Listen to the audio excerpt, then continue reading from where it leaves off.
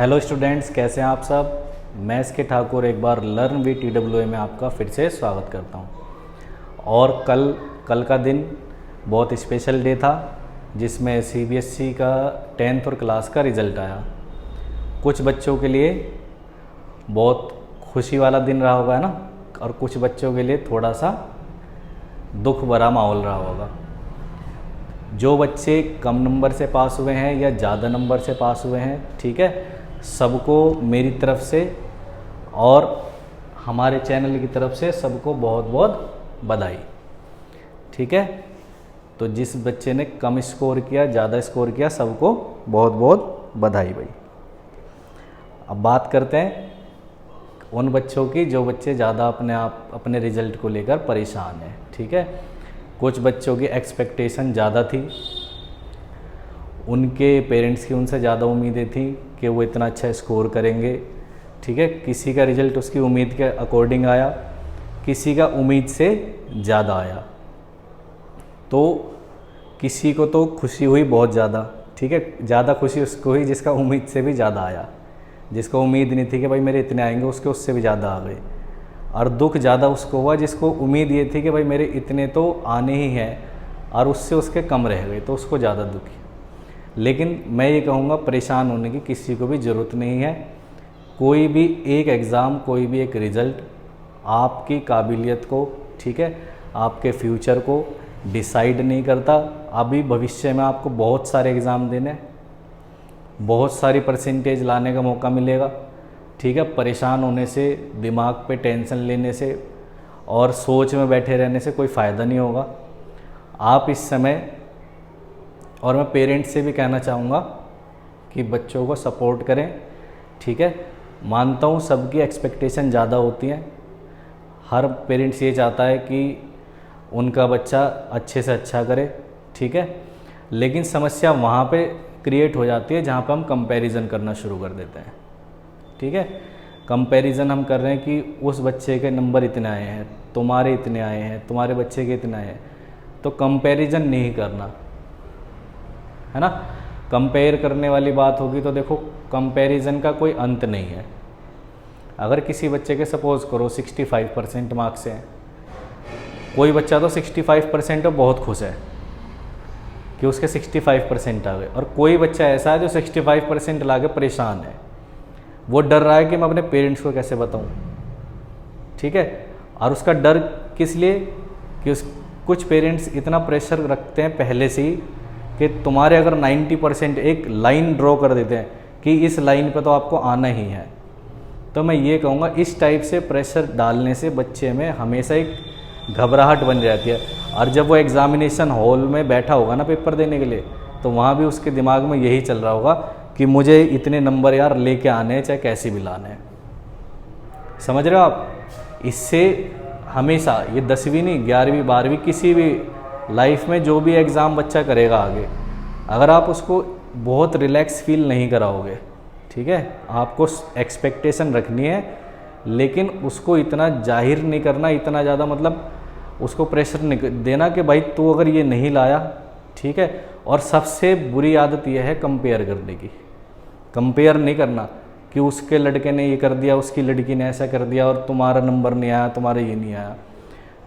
किसी का लड़का, किसी का लड़की कोई 99 लेके आए, चाहे 100 में से 100 लेके आए, ठीक है, आपके लिए आपके बच्चे से बेहतर वो नहीं होंगे ना।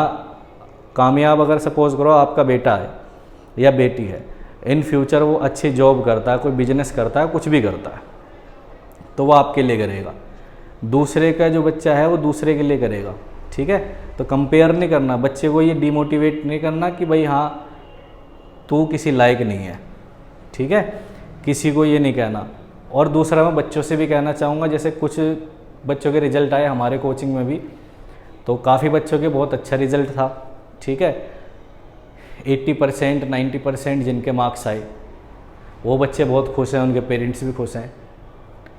लेकिन कुछ बच्चे ऐसे थे जिनके मार्क्स जो है 60% या 65 55% मार्क्स आए, उनका एक अलग रवैया देखने को मिला कि हमारे पापा या मम्मी, ठीक है, उनको एक तरीके से दबाव ऐसा फील हो रहा है कि जैसे उन्होंने पता नहीं क्या गुनाह कर दिया, उनके नंबर कम आ गए तो।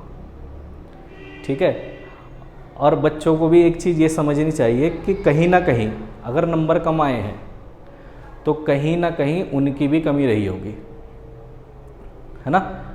मैं ये नहीं कह रहा कि आप बिल्कुल सही हो, आपके 50% आए, 34% आए, जितने भी आए किसी के, ऑल ओवर इंडिया में बहुत बच्चे ऐसे भी हैं जो फेल हुए हैं।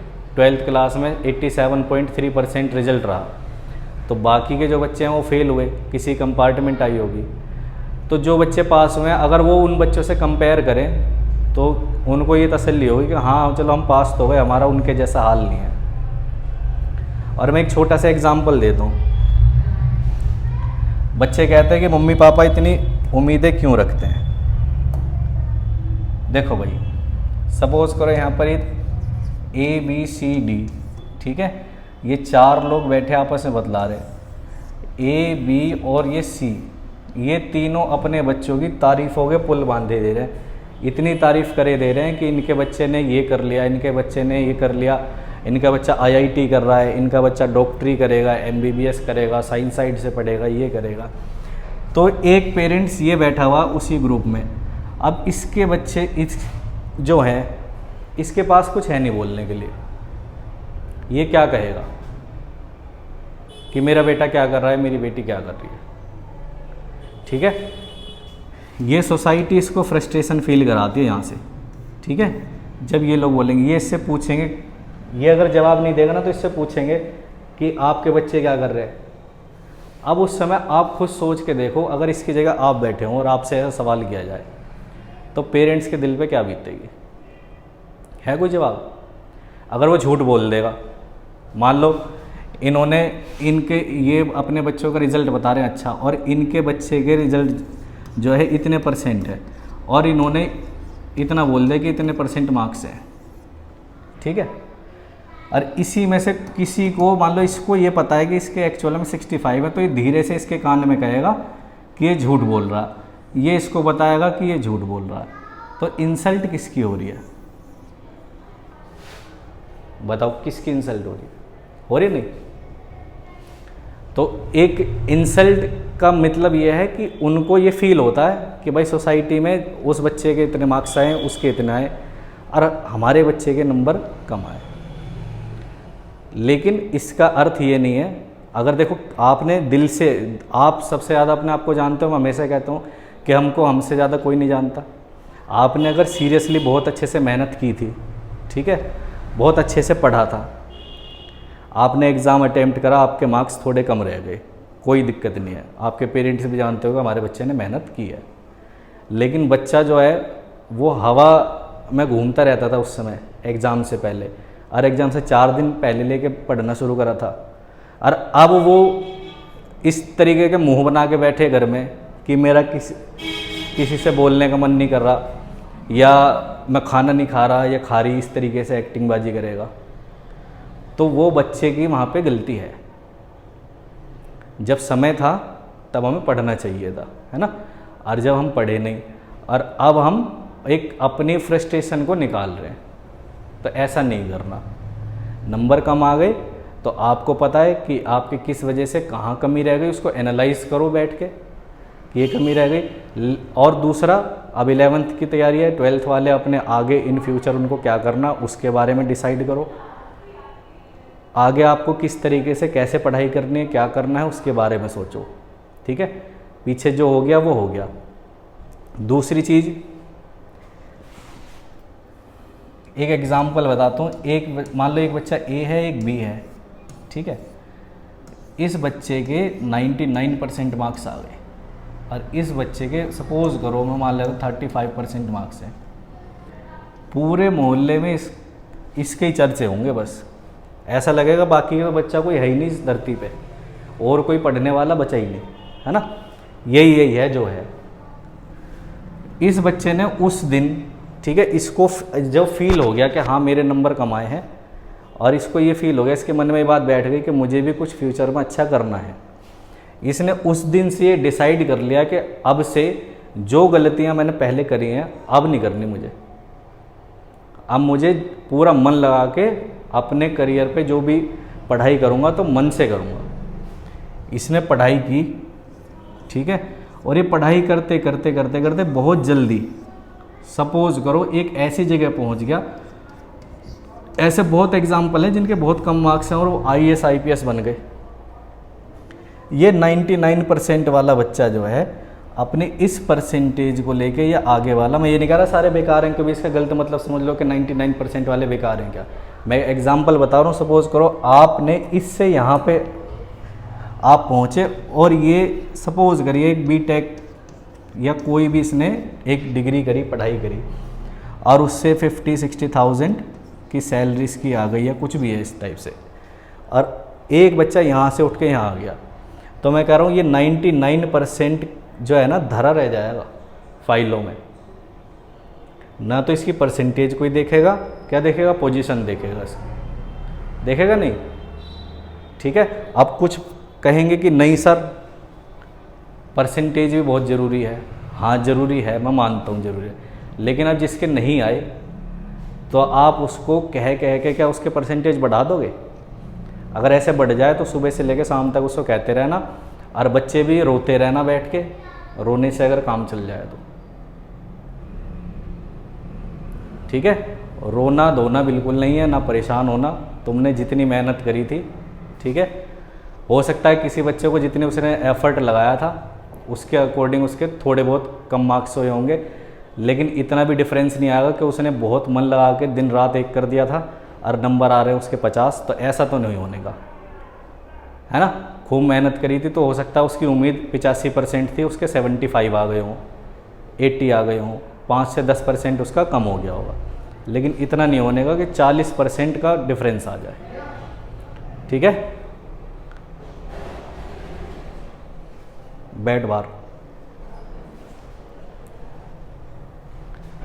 ठीक है भाई। और सबसे मेन चीज़ कि 10th क्लास का जो रिज़ल्ट आया उसके बाद हम 11th क्लास में स्ट्रीम सेलेक्ट करेंगे। तो जो चीज़ तुम कर पाओ, जिस चीज़ में तुम अपना फ्यूचर बनाना हो, डिसाइड करके पूरे मन से अपना ध्यान इधर से जो भी आपको गाइड कर सकता हो, ठीक है, आपके घर में परिवार में जो भी है उनसे पूछ के और अपने आप से भी पूछ के, अपने मन से, क्योंकि तुम, फिर से वही कहूँगा, तुमसे ज़्यादा तुम्हें कोई नहीं जानता, ठीक है। किसी के कहने पे नहीं चलना, और पेरेंट्स भी किसी को दबाव ना दें कि भाई तुझे साइंस साइड से पढ़ना है, ठीक है। किसी सोसाइटी में कोई स्टेटस बनाने के लिए किसी को स्ट्रीम नहीं दिलानी कि साइंस साइड से तुझे साइंस साइड से पढ़ना है। मान लो उसके 65% आ रहे हैं, स्कूल वाले कह रहे हैं 55% पे हम साइंस दे देंगे, और आपने उसको उठा के साइंस दिलवा दी, तो बच्चे को पढ़नी पड़ेगी, आपको नहीं पढ़नी साइंस, और वो नहीं पढ़ पाया आगे जाके तो किसका समय और दिमाग किसका ख़राब होना, उस बच्चे का ख़राब होना, फिर साथ में आपका भी होगा कि तेरे से साइंस साइड भी नहीं हो रही, तो 10वीं में भी कुछ नहीं कर पाया, अच्छा 11th भी तेरे से ठीक ठाक नहीं हो रही, 12th में भी फिर वो ऐसी गिर पड़ के पास होगा, वहाँ भी दिक्कत होगी, तब ज़्यादा दिक्कत हो जाएगी। 12वीं क्लास में जाके अगर अच्छे नंबर नहीं आए तब ज़्यादा समस्या बन जाएगी फिर। तो अभी जो बच्चा जिस चीज़ में भी इंटरेस्टेड है वो अपना उस तरीके से स्ट्रीम ले और अपनी पढ़ाई करे, ठीक है। परेशान होने की बिल्कुल ज़रूरत नहीं है।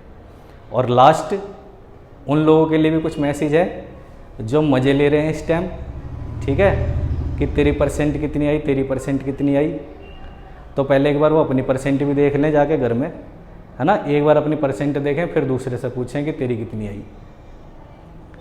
जनरली किसी से पूछना एक अलग होता है, ठीक है, किसी से मज़े लेना वो अलग होता। कि आधे तो इसी इंतजार में बैठे रहते हैं कि रिजल्ट आने वाला, आध शिव फला है, उसका बच्चा पढ़ रहा है, उसके कितने आए, उसके कितने आए, फ़ोन कर करके उसका ना दिमाग ख़राब कर दें तो कुछ नहीं करा, ठीक है। और कंपेयर करना शुरू कर देते हैं। और कुछ इतने एक्टर होते हैं अंदर से तो दुखी हैं, लेकिन सामने वाले के अगर 75% आ रहे हैं ना, उसको फिर भी ऐसा फील करा देंगे जैसे उसके 75 भी कुछ है ही नहीं। कहेंगे हमारे वाले के 56 आए, लेकिन हम बहुत खुश हैं 56 में, हमें तो इतनी भी उम्मीद नहीं थी कि 56 ले आएगा, हम तो सोच रहे थे पास हो जाए बहुत है, पर 56 ले आया भाई हमारा लड़का। लेकिन हमने तुम्हारे बच्चे के लिए तो सोचा था ये कम से कम 85-90% तो लेके ही आएगा, पर ये बहुत कम लाया भाई 75। और वो 75 ला के भी टेंशन में बैठा है, परेशान के वो 75 तो कम है इसका मतलब, और वो 56 लेके भी तुम्हें चिढ़ा के चला गया।